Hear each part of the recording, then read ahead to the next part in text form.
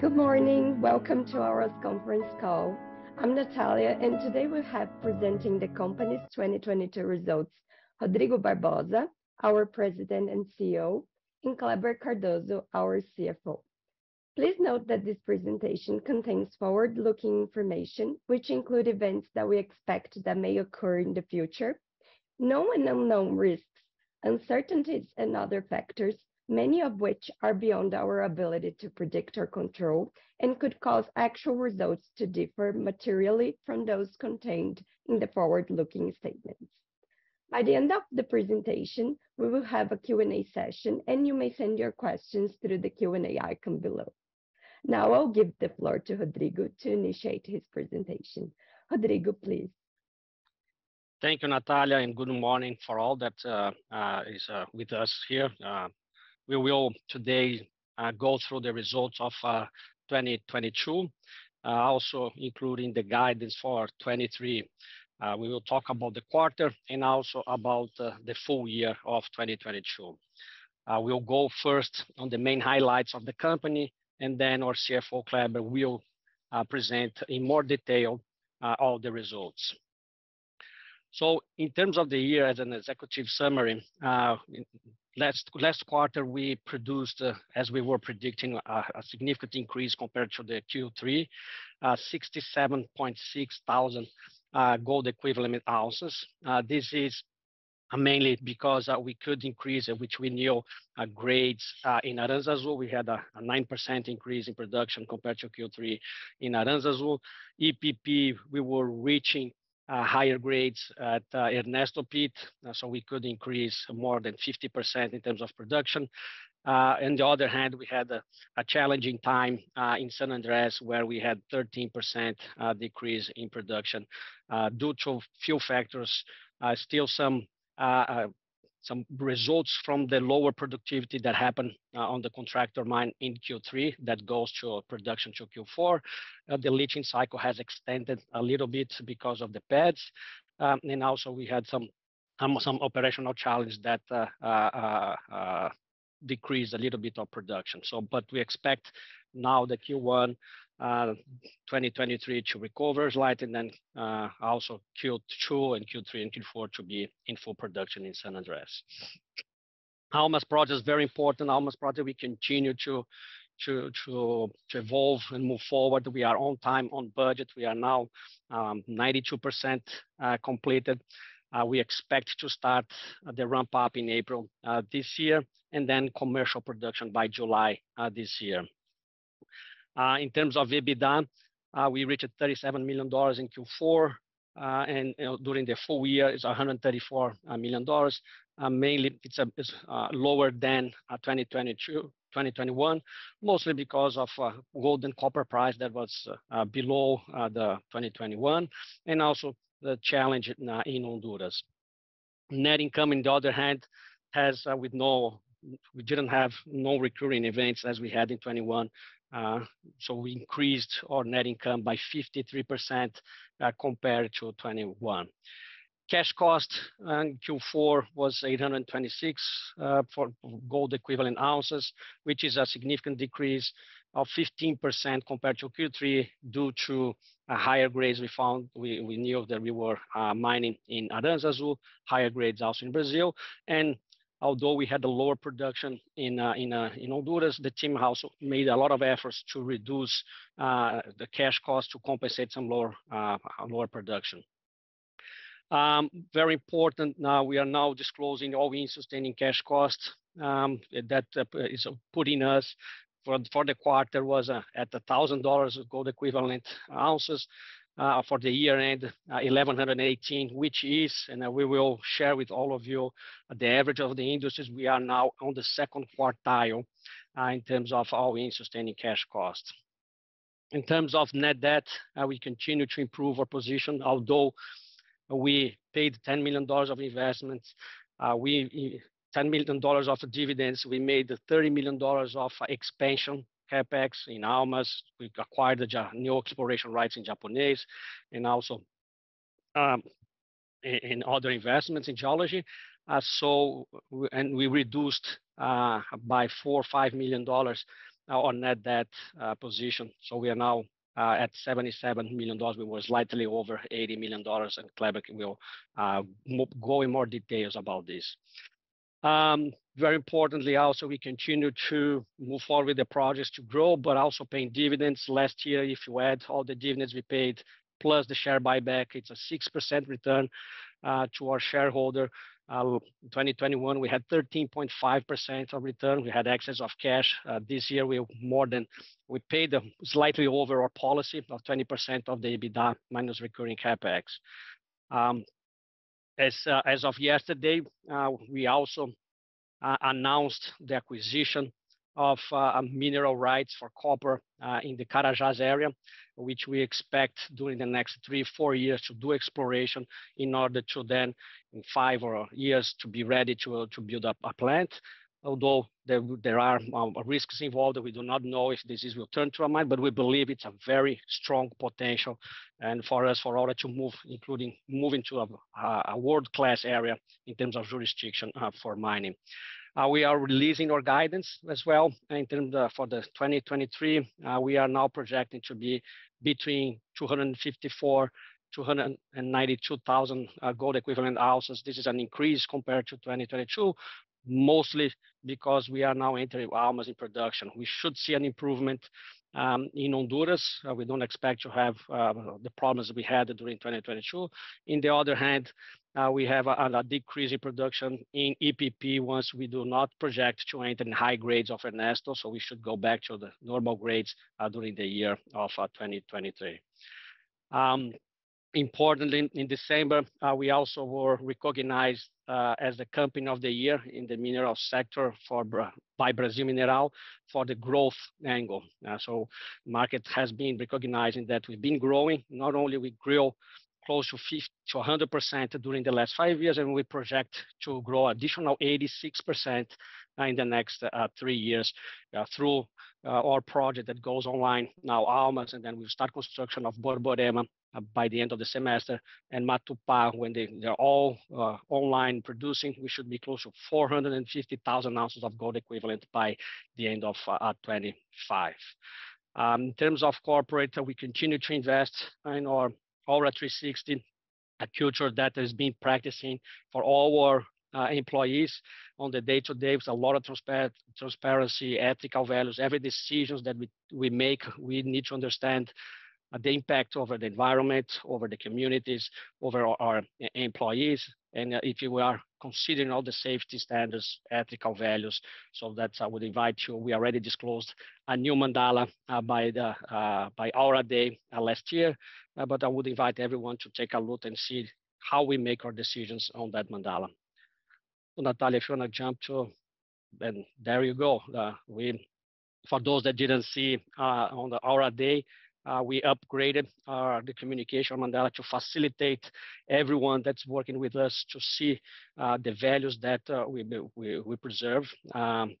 The way we do in Aura, as some of you already seen, we decentralize a lot of the decisions. So we empowered the local managers to make technical decisions and improve operations. But however, they need to make sure that every decisions they do, they will understand the impact of the employees, community, environment, and the company, and considering all the values that's here. In terms of safety, we had 2 lost time injuries, one in Aranzazu and one in San Andres. Not severe, was just 1 day out of work, and then they could return right after.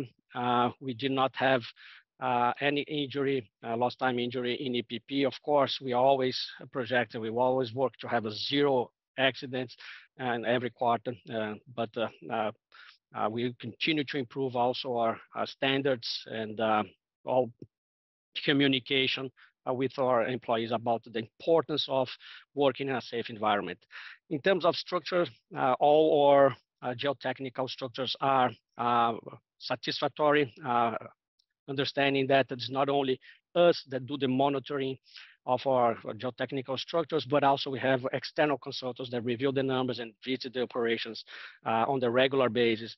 And this report comes from those third parties that to the committee that we have in the company.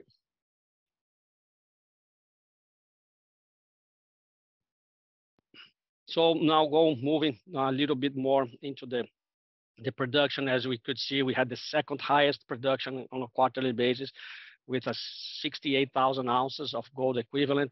The last quarter of 2021 was 78, but it's an improvement compared to Q3, Q2, and Q1.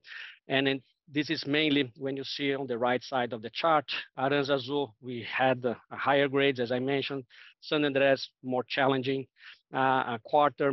And EPP with a higher grades of Ernesto, we could jump more than 50% in production, so reaching 68,000 ounces of gold equivalent.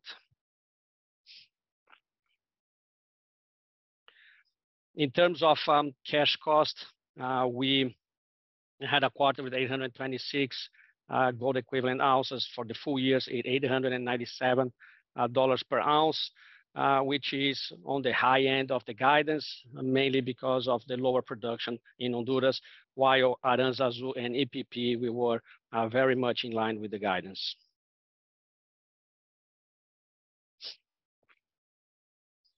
So as I mentioned, in terms of production, we are now projecting to be at 292,000 ounces of gold equivalent. Again, mainly because of Almas that comes online now in April, and commercial production by July this year. And cash cost, we project to have a decrease from 897 to be between $806 and $927 per gold equivalent. However, as Kleber, we're going to mention, there is a accounting change on some of the costs due to the new mine contractor contract that we have in EPP. It's considered as a leasing, so this is not a cash cost, but it will go to as an investment, capitalizing as an investment. That change, although reduces our cash cost per gold equivalent, it doesn't change and doesn't affect the all-in sustaining cash cost that considers everything that you spend to produce of 1 ounce. So last year we were between 1,100, we were 1,118. This year we should be between slightly over 1,000 to slightly below 1,200, which is, and now we'll show with you, which is a second quartile when you compare to the average of the industry. On the last chart on the right, in terms of CapEx, we see a decrease from $109 million in 2022 to be between $80 to $93 million this year. It's important to highlight that in 22 we had the most of the CapEx for Almas. We still have some remaining CapEx for 2023. We are not including 2023 the construction of other 2 projects, which we will add once we approve on the board, which we expect to do by the end of this semester. In the sustaining cash cost, you see an increase from 30 to be between 34 to 40, mainly because Almas that is now joining as a production, and so that increase, the CapEx related to Almas is the one that's pushing the sustaining CapEx to be higher. So here you can see the details. We are not changing. We continue very strong to meet our guidance to be at 400,000 ounces by 24 annualized, and over 450,000 ounces of gold equivalent by the end of 25. That will come through the execution of Almas, Borborema, Matupá, and also some improvements in the operations that we currently run. Almas, so we are looking forward to start the commissioning. We are now, as I mentioned, 92% completing the project, 100% of the permits, 100% engineer, 100% of procurement, and construction 85 completed. So we expect to start commissioning and the ramp up in April this year, and also commercial production by July. All-in sustaining cash cost of Almas, we had an increase compared to the feasibility study, mostly because of the inflation that happened during the last 2 years. However, it's still below our average. So with the projects coming online, either Almas, Borborema, and Matupá, we will also be able to improve our cash costs compared to where we are today, moving more favorable in the table that I'm going to show you on next slides.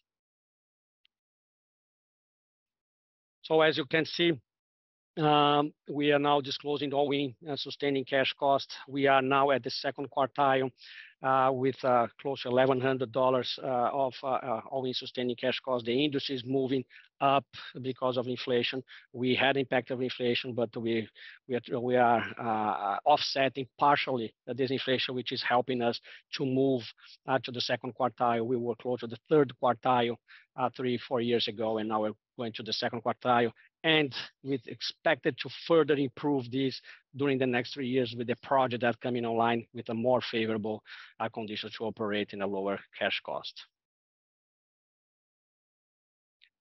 So Kleber, now I'll turn the floor to you, and I'll come back with the answers and Q&A.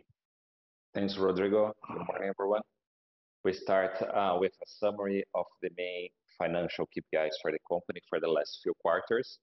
As we can see, Q4 2022 is showing a recovery of the main financial numbers of the company, with net revenues exceeding $100 million in Q4 2022, achieving $106 million in the quarter, and adjusted EBITDA increasing back to $37 million at Q4 2022, coming from 17 in the previous quarter. Important to highlight that metal prices in the last quarter of last year were below where they are today.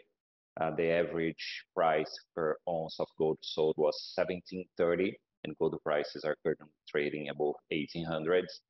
And copper price, the average price was $368 in Q4. Now it's above $4. So if metal prices remain where they are or above, we should see an upside coming in the next quarters as well.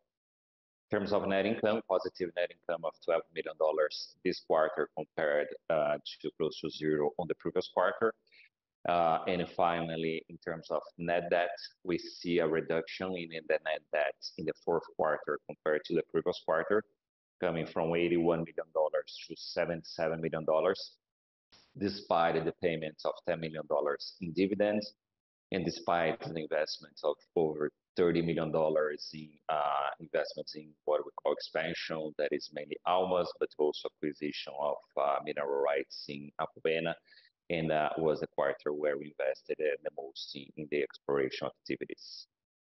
The next page, we can see a bridge explaining the differences between the adjusted EBITDA and the net income for the fourth quarter of the year.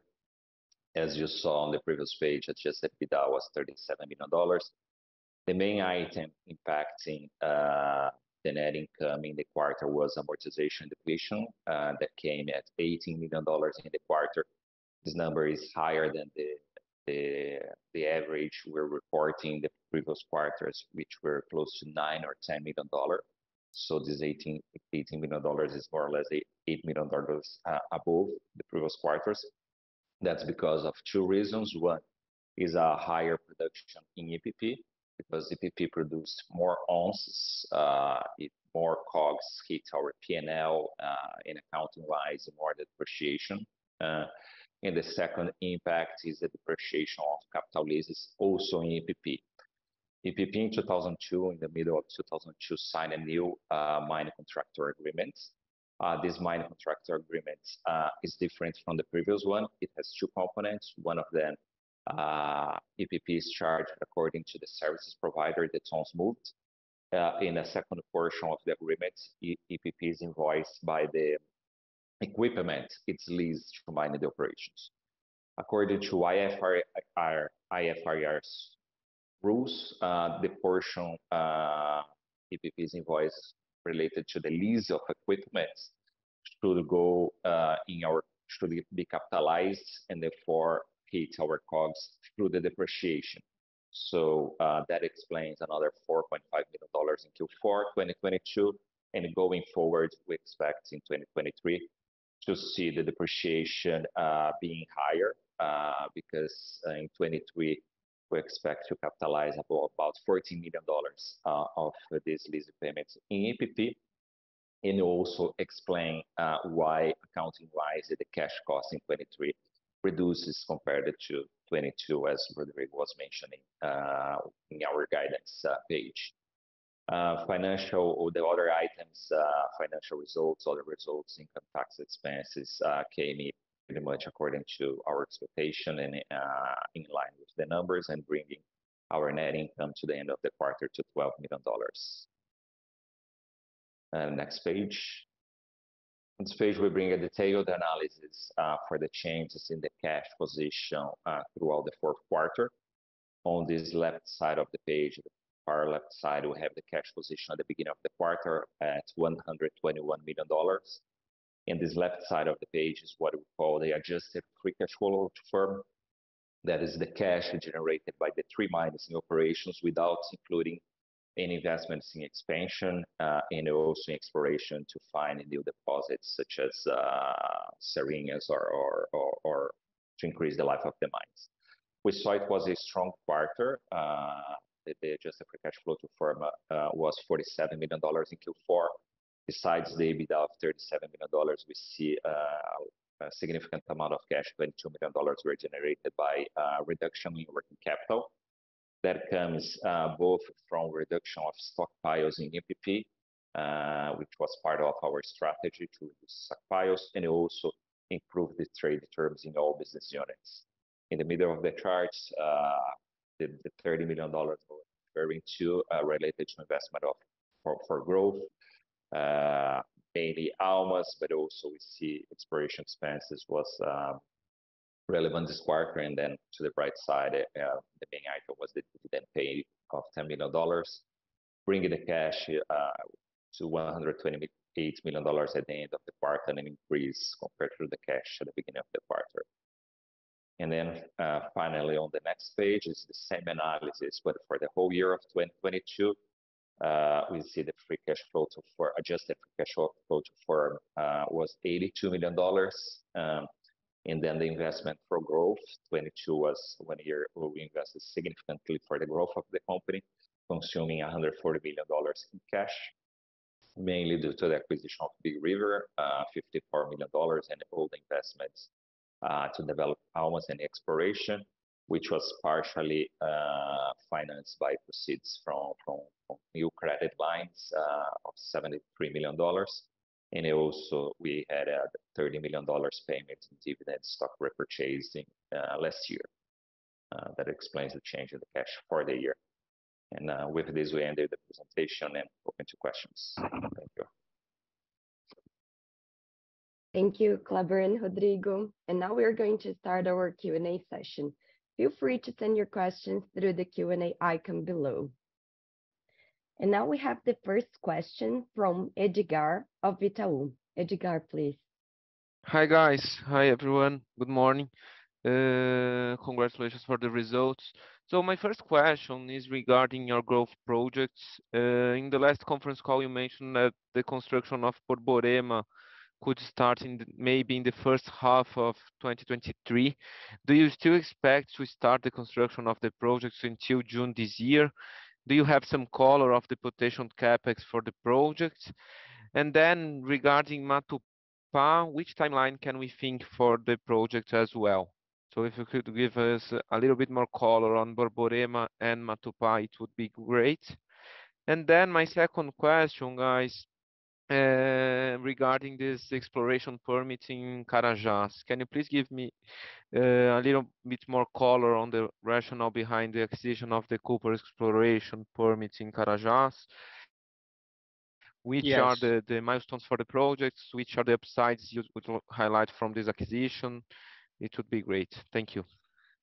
Thank you, Edgar. First, you asked about Borborema and Matupá. Borborema, we continue to expect to start construction by the end of the semester. We do not have yet, we have internally, but we cannot yet disclose the capex. We are now narrowing down. We got the studies made from Big River during the last 2 years. We are now updating this under the 42-101 and also seeing where we could improve our returns by optimization of capex or mine sequences. So this is already ongoing discussions internally, testing models. We expect to be able to disclose this by the end of the semester. Then you asked about Matupá. Matupá, we continue to evolve in the exploration. We have already engineering also done, but we should, as we would like to sequence the projects in order not to overload our internal team, we expect to start construction of Matupá yet. We didn't make a decision, but would be early next year. So with these two projects coming online, so we starting Borborema construction by the end of this semester. It should go online by the end of 24, and then Matupá goes online by the end of 25th. That's why we have the projections to be at 400,000 ounces by 24 annualized by the end of the year, and 450,000 ounces by the end of 25 annualized. And then you asked about the Serra da Estrela that we announced yesterday. This is very much in line with the strategy. If I recall, our investors, we are growing 82%, 86% during the next 3 years through the execution of 3 greenfield projects. All of them are in gold. Today we are 70% gold, 30% copper. With the projects of gold, we will be lower, and copper will be 15 or 20%. We would like to maintain 30 to 40% on copper.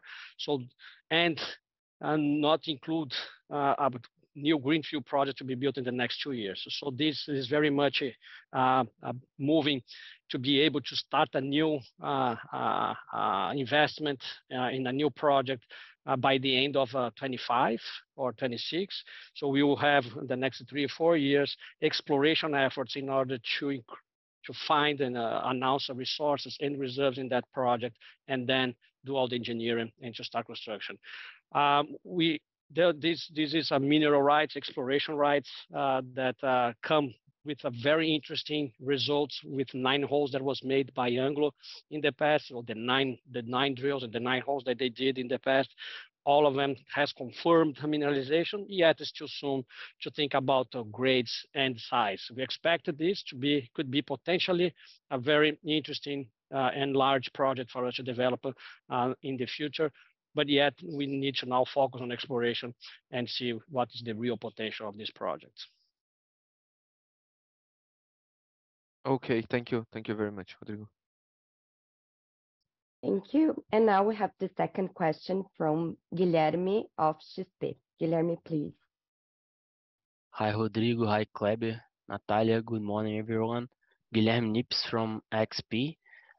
Thanks for taking my questions. I have 2 questions here on our side.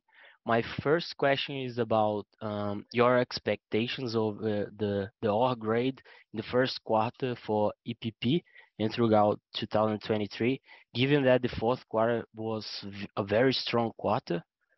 And my second question is about the production target for 2024. We noticed that there is an improvement from Almas as it's going to produce a full year, but I would like to understand about the management targets that you show in the chart provided in the presentation. So I would like to understand which mine should improve the production in order to meet this guidance. Thank you. Thank you, Guilherme. So we don't disclose on the quarterly basis the guidance, but you should not expect to have such a higher grades that we had in Q4 in EPP. So still have some remaining high grades that was mined already in January, but you should now expect EPP going back to the regular and average grades that they were mining before the Ernesto pit. For 24, as we were mentioning, we will have a full production of Almas. We'll have some production also coming from Borborema, and particularly by the end of the year, the last quarter. So when you analyze that with some improvements that we are projecting to have out in EPP and also in Honduras, that we will reach the guidance of 400,000 ounces. And Aranzazu, we are at the very maximum capacity at this moment. Grades should continue to be at the same level with a slight improvements. We are working in recoveries, but that's more marginal in terms of growth. So we see improvements in EPP, some improvements in Honduras, but mostly Almas and then Borborema.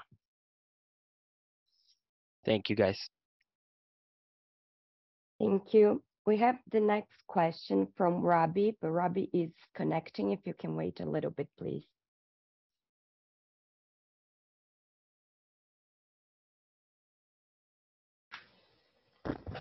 Hi, Rodrigo. Good morning, everybody. This is Rabi Nizami from National Bank. I see that you reported AISC for the first time, and that's very much appreciated. Could you just clarify for us what is going into that figure? It appears to be a mine level number. Could you clarify that, please? And secondly, you have your AIF coming out later this quarter. Could you guide us a bit on where we might see more or less changes in the reserves and resources by asset? Thank you. Okay, Kleber, if you want to take the first one, I take the second one. No. So the all-in, we start from the cash costs, which was a KPI that we used to report, and we added 3 additional lines, which was the sustaining capex, it's included in the equation, the lease payments, especially now that EPP is going to become relevant, that's included as well in the all-in sustaining cash costs, and all the G&A that are incurred by the business units at the sites. And in the MD&A, we also are providing a reconciliation that between the financials and this KPI that brings these 3 additional lines. So, Robbie, thank you for the question. And then for those that doesn't know Robbie, it's an analyst from National Bank. They just released a new equity research report on us. There was a couple of weeks ago. I would invite any of the investors that if they haven't seen yet, please take a look because it's a new report, refreshing also all the updates that we are doing in Aura. Your question about AIF, as we now increasing investment in exploration since 2021, and we should start seeing some of the first results in resources and reserves, particularly in the mines that we increased our exploration efforts, which is APP and Aranzazu, while Honduras, we are only this year, we will increase a little bit more the exploration efforts. So the results of this comes in the next 1 or 2 years. So that's where you should see some changes. And we should be releasing by the end of March AIF. I would invite everyone also to keep the eye on it, because it will be important report showing that we can increase resources and reserves. Thank you. Does anyone else want to ask a question? Feel free to send through the chat below, please.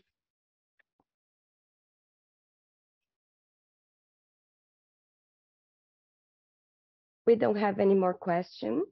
Thank you, Rodrigo and Kleber. Now I'm going to give the floor to Rodrigo for his final considerations. Well, so thank you all for participating on this. I'm very glad to be here informing you the results, not only the results, but also the strategy and the project that we're moving forward. If I remind all our investors, we have a very clear three areas to deliver value to our shareholders. Number one is execution of our greenfield projects to grow over 86% during the next 3 years, putting the projects online and on budget. So I'm glad to see Almas moving forward according to our expectation. This is very important, and we hope to do the same with Borborema and also Matupá. The second one that we have very clear to deliver value to our shareholders is increasing resource and reserves. Aura is a company that has been underinvested in terms of exploration. We have over 650,000 hectares of mining rights to explore around the mines that we are operating, or the ones that we're going to build. And only in the last 2 years, we increased our exploration efforts in order to increase resources and reserves. So now we should see life of mine increasing during the next 2 to 3 years. And the third one is through we know very much that the multiples of the sector where the companies that produce 300, 400,000 ounces are close to 0.4, 0.5 times NAV. Companies that produce 600, 700, over 500,000 ounces, they tend to have a multiple of 0.7, 0.8 at 80% of NAV, which is significant improvement only on multiples if we go beyond the 450,000 ounces. We know very much how to get 450,000 ounces, but we want to go beyond. And that's why we just acquired this mineral exploration rights in the Pará state, in a very world-class jurisdiction, to explore and be able to grow further than the 450. But we are not limited only to that. We continue to see and look for opportunities or M&As in order to push our production beyond the 450 in the next 3 or 4 years. So I thank you all. We continue to move. We did all of this also paying dividends. We paid 13.5% of dividend yield, over $85 million in 2021. It's a close to $30 million between share buybacks and dividends last year, 6% dividend yield.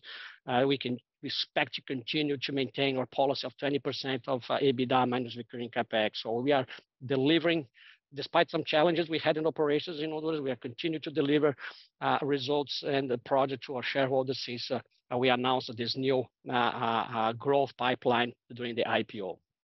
So thank you all. And final thing that I would just invite you is a few things that are coming up, right? That you should be aware.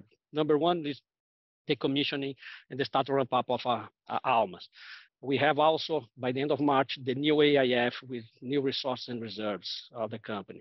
Then we have the construction of initial construction of Borborema and the feasibility study by the end of the semester. Feasibility study slightly after the start of construction.